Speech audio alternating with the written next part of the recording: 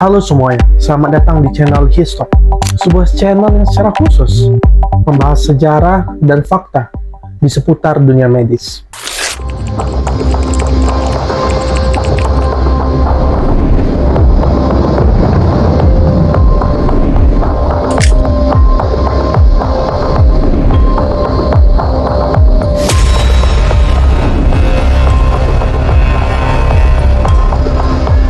Dan yang akan kita bahas di video kali ini adalah kelahiran dari sebuah alat yang kelak akan menyelamatkan jutaan nyawa manusia, yang kita kenal sebagai tensimeter.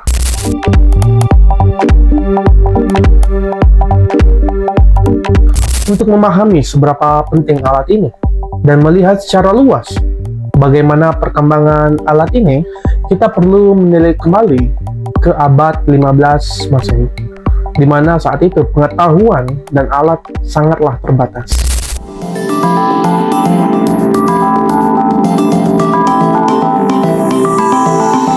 Di zaman tersebut, kematian mendadak bagi seseorang bukanlah hal yang aneh, melainkan itu adalah hal yang lumrah pada saat itu. Pasien yang datang dengan wajah baik-baik saja, beberapa menit kemudian tiba-tiba meninggal tanpa sebab. Lalu, bagaimana pandangan masyarakat saat itu? Mayoritas masyarakat mempercayai bahwa apa yang menimpa orang tersebut itu adalah sebuah kutukan, sebuah sihir, sebuah karma, atau bahkan sebuah hukuman dari ilahi. Lalu bagaimana dengan situasi para dokter? Situasi para dokter saat itu pun tidak jauh berbeda. Para dokter saat itu menyebutnya sebagai apopleksi. Ini adalah istilah untuk menggambarkan orang-orang yang tiba-tiba hilang kesadaran, mengalami kelumpuhan, atau bahkan meninggal tanpa luka luar yang jelas. Ribuan atau bahkan jutaan nyawa menghilang tanpa peringatan, juga tanpa jawaban. Sampai akhirnya manusia menemukan cara untuk mengukur tekanan darah, dan dunia medis menemukan titik terangnya.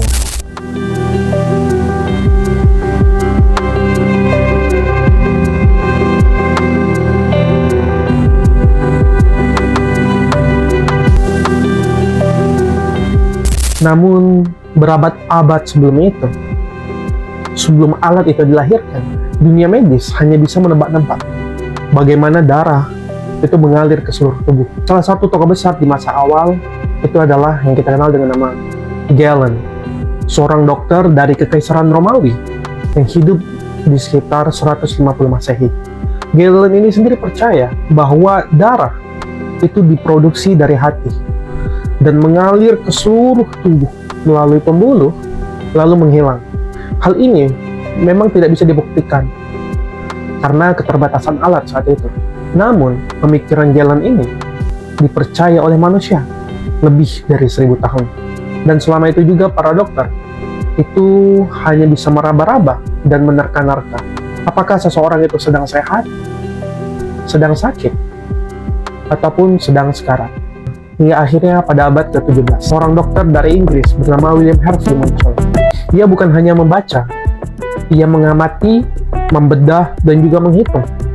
Ia bukan hanya seorang dokter, namun ia juga seorang ilmuwan. Di tahun 1628, William Harvey muncul mengguncang dunia dengan bukunya yang berjudul The Motu Cordis. Di sana ia menyatakan bahwa jantung adalah pompa dan darah itu berputar dalam satu sistem yang tertutup. Tentu, hal ini dianggap sebagai sebuah gagasan radikal saat itu. Karena apa yang ia ungkapkan saat itu menghancurkan apa yang selama ini dipercaya oleh para dokter selama lebih dari 1000 tahun, yaitu teori Galen tadi. Karena mengatakan bahwa jika darah itu tidak mengalir kembali ke jantung, maka tubuh kita akan kehabisan darah hanya dalam beberapa menit. Pemikiran milik William Harvey ini bukan hanya mengguncang dunia medis, namun juga menginspirasi banyak orang.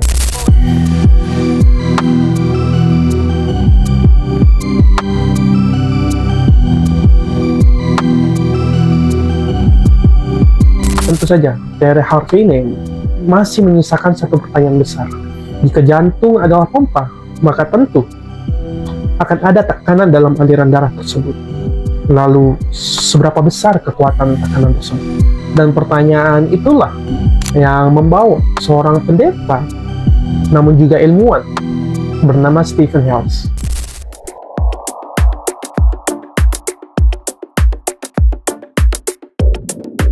Hales hidup di zaman ketika pengetahuan medis itu memulai membuka diri terhadap berbagai eksperimen. Ia bukan seorang dokter, dan ia juga tidak memiliki gelar medis apapun. Namun Stephen ini memiliki rasa ingin tahu yang sangat besar. Sebagai seorang pendeta, pastor di Anglikan, Stephen percaya bahwa menyelidiki ciptaan Tuhan lewat sains itu adalah sebuah bentuk ibadah. Ia mempelajari banyak sekali hal. Ia mempelajari botani, fisiologi tumbuhan, gas, fisiologi hewan dengan pendekatan ilmiah yang disiplin. Dan pada tahun 1733, Stephen Hales berangkat dari ide besar William Harvey. Dan ia mencoba menjawab pertanyaan itu.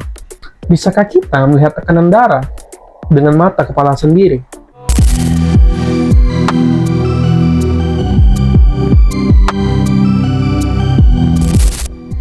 Lalu eksperimen pun dijalankan. Stephen menggunakan seekor kuda sebagai eksperimennya. Kemudian secara perlahan, ia memotong arteri dari paha si kuda, lalu menghubungkan pembuluh darah tersebut ke pipa, dan dari pipa itu ke tabung kaca vertikal itu yang setinggi 2 meter. Dan ajaibnya, saat jantung kuda berdetak, darah memancar dan naik ke dalam tabung kaca hingga ketinggian 8 kaki. Dan tercatat dalam sejarah, untuk pertama kalinya umat manusia melihat secara langsung bukti fisik bahwa darah itu memiliki tekanan. Juga jantung ini bukan hanya sekadar memompa, tapi ia juga memberikan kekuatan dorong. Namun tentu saja, eksperimen itu menuai keras dari berbagai pihak. Salah satunya dari penyair yang terkenal dari Inggris, Alexander Pope, yang dikenal dengan karya-karyanya yang satir, yang menyebutkan bahwa metode Stephen Hales itu sangat-sangat menjijikkan. Ia melakukan penyiksaan terhadap binatang hanya sekedar atas nama sains. Namun sejarah tak bisa menutup hal itu, dan kita tidak bisa menutup mata terhadap hal tersebut juga. Karena suka atau tidak, berkat Stephen Hales, kita membuka jendela baru menuju pemahaman baru tentang tubuh manusia, yang bahwa darah itu tak hanya mengalir, tapi mengalir dengan kekuatan tertentu. Dan kekuatan itulah yang nantinya akan kita kenal sebagai tekanan darah.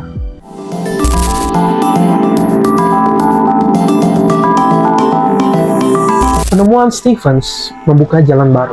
Walau jalan itu masihlah teramat sangat panjang, namun kita kini mengetahui bahwa darah itu memiliki tekanan. Dan seberapa kuat tekanannya, itu masih menjadi misteri saat ini. Dan sayangnya untuk bertahun-tahun setelahnya, dunia medis tak dapat mengukurnya secara akurat. Dan salah satu penyebabnya adalah karena saat itu masih sangat sedikit sekali orang-orang yang memahami pentingnya bagi kita untuk mengetahui tekanan darah. Hingga pada tahun 1896, muncullah seorang dokter asal Italia yang bernama Scipione Rivarocci. Nah, Scipione Rivarocci ini dengan tekad yang sama besar, ia berusaha mengukur apa yang sebelumnya tak terjangkau. Ia memikirkan bagaimana caranya menyederhanakan dan mempersonalisasikan untuk mengukur tekanan darah. Karena tentu, kalau kita mengikuti cara yang digunakan Hales sebelumnya, saya rasa sangat-sangat tidak manusiawi ya. Karena kita perlu memotong secara langsung di bagian arteri kita. Dan untuk pertama kalinya, berkat Rivarocci, tekanan darah itu dapat diukur dengan cara yang lebih praktis. Dengan alat yang nantinya akan kita kenal dengan nama tensimeter. Rivarocci menciptakan desain pertama, itu sudah sangat-sangat mirip dengan tensimeter yang kita kenal saat ini. Ia menggunakan manset yang melingkar di lengan, dan melalui sistem pompa, ia bisa mengukur tekanan darah dengan lebih akurat dengan manometer air raksa. Namun ini bukan akhir dari perjalanan panjang itu. Masih ada satu langkah lagi yang perlu diambil. Untuk umat manusia benar-benar memahami apa yang sebenarnya terjadi di dalam tubuh. Penemuan Rivarocci yang menyederhanakan cara kita mengukur tekanan darah ini benar-benar membuka mata dunia medis. Dan semenjak saat itu, juga banyak tenaga medis yang mulai tertarik dengan tekanan darah ini. Namun meski begitu, saat itu kita hanya bisa mengukur tekanan darah bagian atas. Hingga tahun 1905, seorang dokter asal Rusia, Nikolai Korotkov, muncul dengan penemuan yang simpel, namun mengubah segalanya. Korotkov mengerti bahwa meskipun kita bisa mengukur tekanan darah kita, namun kita masih belum memahami apa yang terjadi ketika kita mengukur tekanan darah. Dan saat itu, Korotkov melakukan sebuah eksperimen menggunakan stetoskop. Alat yang memang saat itu sudah ada, namun belum digunakan untuk keperluan ketika mengecek tekanan darah. Kemudian, ia mendengarkan suara dari manset tensiometer yang dipompa. Lalu, ia juga melepaskannya secara perlahan. Ia terus mengulangi hal tersebut. Kemudian, Korotkov menemukan ada dua suara khas yang aneh saat mendengarkan cek tekanan darah. Suara pertama menandakan tekanan sistolik, tekanan darah saat jantung berkontraksi, ataupun saat jantung itu memompa. Dan suara kedua adalah tekanan diastolik, yaitu suara tekanan darah saat jantung beristirahat. Yang mana kemudian, suara ini kita kenal di dunia medis sebagai suara Korotkov. Suara ini menjadi kunci bagi dokter yang ingin memahami bagaimana darah mengalir, serta bagaimana tingkat kesehatan jantung kita. Dengan tekanan ini, tekanan darah bukan lagi hanya sekedar angka, namun berubah menjadi sesuatu yang bisa didengar, dirasakan, dan juga menyelamatkan jutaan nyawa. Dan berawal dari sinilah juga muncul angka 120/80, angka yang kini menjadi standar tekanan darah sehat di seluruh dunia. Dari tabung kaca pada kuda hingga suara tekanan darah melalui stetoskop, perjalanan panjang dunia medis dalam mengukur tekanan darah sudah sampai pada puncaknya. Sekarang, kita hanya perlu menekan satu tombol untuk mengecek tekanan darah sistolik, diastolik, bahkan sampai detak jantung per menit.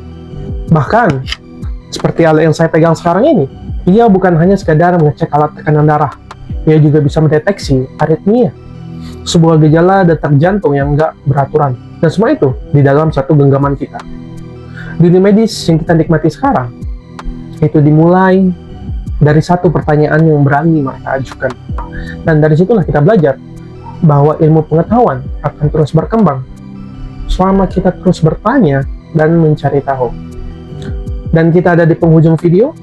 Terima kasih buat kalian semua yang sudah menyimak sampai akhir. Kalau menurut kalian ada hal menarik yang belum sempat dibahas, atau ada hal yang perlu diluruskan, jangan ragu buat tulis di kolom komentar, karena aku seneng banget bisa belajar bareng kalian. Jangan lupa like, share ke teman kalian yang suka topik ini.